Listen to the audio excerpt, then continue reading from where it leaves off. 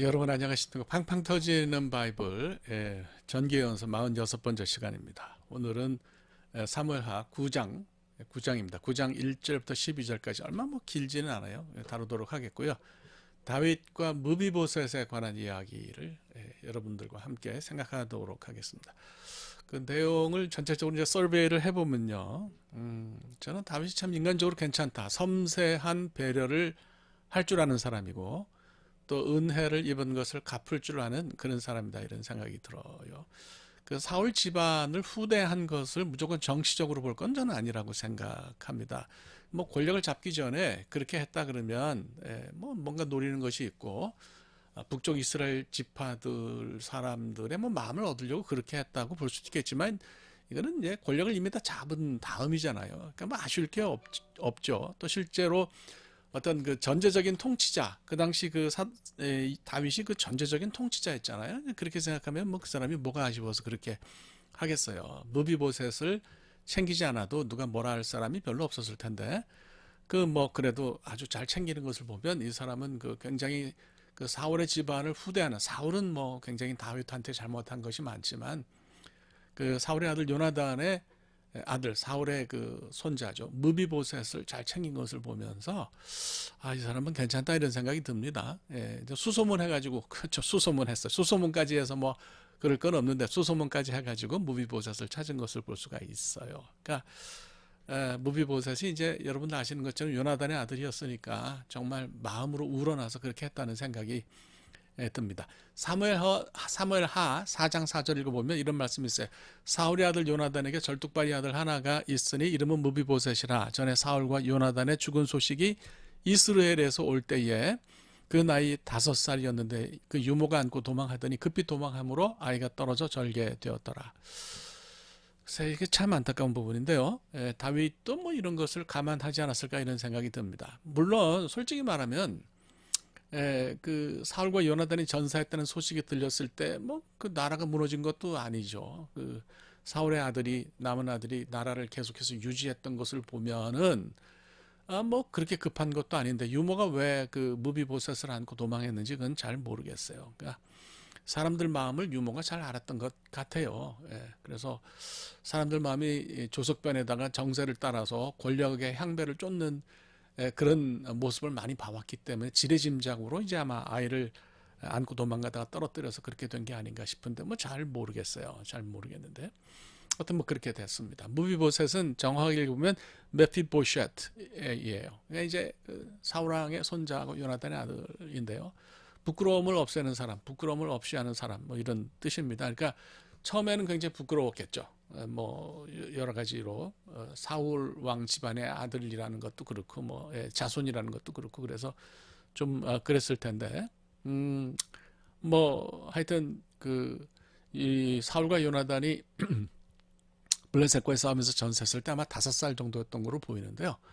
그 뒤에 이제 그 로드바르라고 하는 곳에, 다바르는 뭐 로드바르라고 하는 곳에 사는 그 암미엘의 아들 그 마길의 집으로 피신했던 것을 우리가 이제 볼 수가 있어요. 그 4절 말씀, 오늘 4절 말씀 보면 로드바르죠. 로드발 암미엘의 아들 마길의 집에 머물러 있었다, 이렇게 그 무비보셋이 그런 표현이 있는데요. 그러니까 이제 다윗이 부르기 전에, 수소문해서 찾아서 부르기 전에 무비보셋이 암미엘의 아들 마길의 집에 있었던 것으로 보여집니다. 요거는 좀 소개를 해야 될 만한 그런 사연이 있어요. 사울이 이제 그 왕으로 기름 부음을 받고서요, 왕이 되기 전이었는데, 여러분 우리가 이거 다 다뤘습니다. 암몬 족속이 길르앗 야베스를 쳐들어왔던 적이 있어요. 그래서 뭐 야베스 사람들이 우리가 항복하겠다 그러니까 암몬 족속 암몬 왕이 오른쪽 눈을 다 빼겠다, 그래야 항복을 받아주겠다, 막 이렇게 하면서 아주 굉장히 교만하게 굴었던 적이 있죠. 야베스 사람들이 얼마나 기가 막혔겠어요. 그래서 이제 이스라엘 사람들에게 좀 도와달라, 이렇게 구원을 요청하니까 뭐 그렇게 도와주는 사람이 없었는데, 사울이 이제 그 아직 왕이 되기 전인데도 군대를 동원해서 이들을 돕고 구원해 줬죠. 그러니까 리더십을, 왕으로서의 리더십을, 왕이 될 만한 리더십이 있다는 것을 보여준 그런 사건이죠. 그러니까 사실 길랏 야벳 사람들은 얼마나 이것이 고맙겠습니까? 그 40년의 세월이 지났어요. 블레셋과 이제 그 사울이 길보아산 전투에서 이제 전사를 했는데, 블레셋 사람들이 참 잔인한 짓을 했죠. 사울과 그 아들들의 시체를 성벽에 매다르니까 야베스 사람들이 그 40년 전의 은혜를 잊지 않고 밤새도록 두 사람 시신이 있는 곳으로 달려가서 그 자기들이 사는 야베스 에셀나무 아래 장사를 지낸 것을 볼 수 있어요.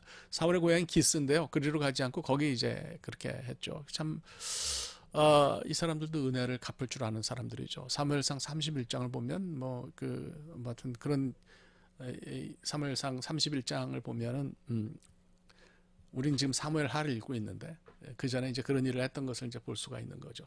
그래서 무비보셋이 요단 동편 길르앗 땅에 있는 마길의 집에 머물러 있었던 것도 이 사람들로서는 참 의리 있는 일이었다 이렇게 생각합니다. 그래서 사울 왕에 대한 은혜를 갚으려고 했던 걸로 보이고요. 이런 면에서 이 사람들 괜찮다고 보여지고 무비보셋은 굉장히 개인적으로 어려웠지만은 복이 많은 사람이었던 것 같습니다.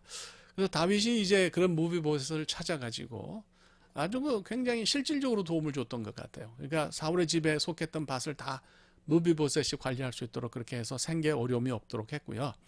그러니까 이런 걸 보면 단순히 이게 무슨 어떤 프로파간다였다 이렇게 볼 수는 없어요. 홍보를 위해서 한번 써먹고 버렸다 그러면 굉장히 좀 질이 좋지 않은 그런 행동인데 그렇게 하지 않았어요.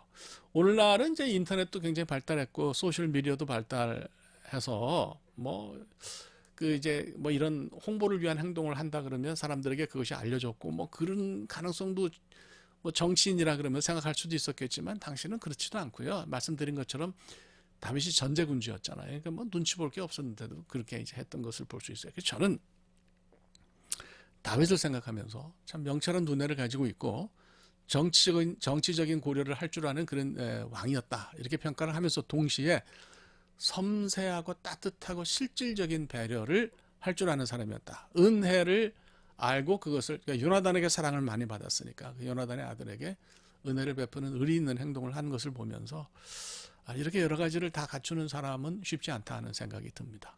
참 대단한 인물이었다 이런 생각이 들고요. 메시아 대망 메시아니즘에서 왜 이스라엘 백성이 다윗을 가장 이상적인 군주로 생각했는지 그것도 이해가 가는 그런 차원이죠. 그런 상황이죠. 하여튼 이해가 가요. 자, 그래서 이제 두 가지를 생각하는데요. 오늘 말씀을 통해서 생각할 것. 첫째는 우리가 좀 섬세하게 배려하고 은혜도 갚을 줄 아는 그런 삶을 살면 좋겠다는 생각이 듭니다. 그러니까 사울이 자기를 해치려고 했는데도 의리를 잘 지켰고요. 또 요나단에게서 받은 은혜를 잊지 않고 나 지나갔으니까 이제 모른다 이렇게 하지 않고 그가 아주 높은 위치에 올라 있을 때 그것을 잘 갚은 것을 볼 수 있어요. 그래서 이거 참 좋다. 우리가 예수 믿는 사람들이 예수 믿는 사람답게 산다는 게 구체적으로 뭐겠어요? 이런 면에서 조금 이런 섬세한 배려나 은혜를 갚는 의리 있는 모습을 이렇게 보이는 것도 좋겠다고 생각해요. 오늘 이제 어떤 식당에서 식사를 하는데 그 서빙 하는 분이 그런 얘기를 해요. 예수 믿는 사람들 너무 사기꾼이 많다고. 제가 참 말을 할 수가 없더라고요. 그러니까 이 달라스에서 그렇다고 그런 얘기를 하는데 참 뭐라고 얘기를 할 수가 없어서 웃고 말았는데 그 예수 믿는 사람들이 뭔가 좀 달라야죠. 다르려면 그런 모습을 보여야 된다는 생각이 들고요.